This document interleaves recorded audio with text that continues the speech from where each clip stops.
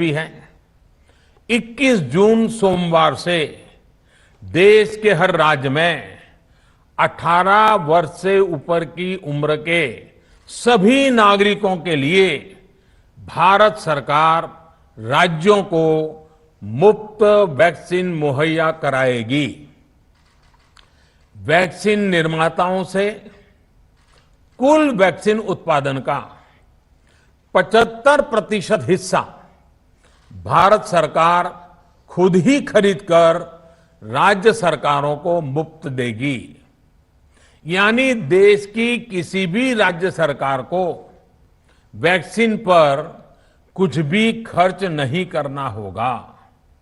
अब तक देश के करोड़ों लोगों को मुफ्त वैक्सीन मिली है। अब 18 वर्ष की आयु के लोग भी इसमें जुड़ जाएंगे। सभी देशवासियों के लिए भारत सरकार ही मुफ्त वैक्सीन उपलब्ध करवाएगी। गरीब हो, निम्न मध्यम वर्ग हो, मध्यम वर्ग हो या फिर उच्च वर्ग, भारत सरकार के अभियान में मुफ्त वैक्सीन ही लगाई जाएगी। हां, जो व्यक्ति मुफ्त में वैक्सीन नहीं लगवाना चाहते, प्राइवेट अस्पताल में वैक्सीन लगवाना चाहते हैं, उनका भी ध्यान रखा गया है। देश में बन रही वैक्सीन में से 25% प्राइवेट सेक्टर के अस्पताल सीधे ले पाए, ये व्यवस्था जारी रहेगी। प्राइवेट अस्पताल वैक्सीन की निर्धारित कीमत के उपरांत एक डोज पर अधिकतम 150 रुपये ही सर्विस चार्ज ले सकेंगे। इसकी निगरानी करने का काम राज्य सरकारों के पास ही रहेगा। साथियों, हमारे शास्त्रों में कहा गया है, प्राप्य आपदम न व्यथते कदाचित, उद्योगम अनु इच्छति चा प्रमत्तः।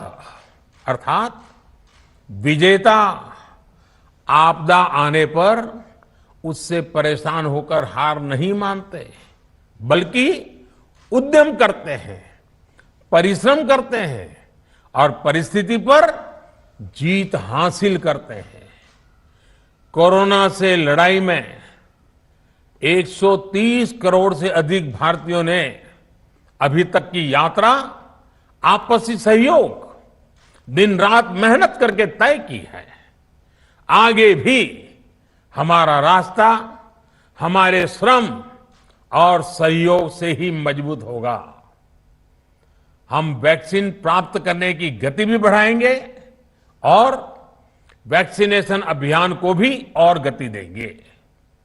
हमें याद रखना है कि भारत में वैक्सीनेशन की रफ्तार आज भी दुनिया में बहुत तेज है, अनेक विकसित देशों से भी तेज है।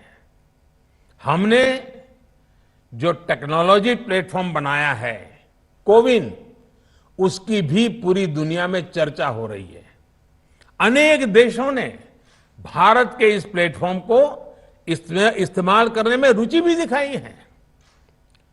हम सब देख रहे हैं कि वैक्सीन की एक एक डोज कितनी महत्वपूर्ण है।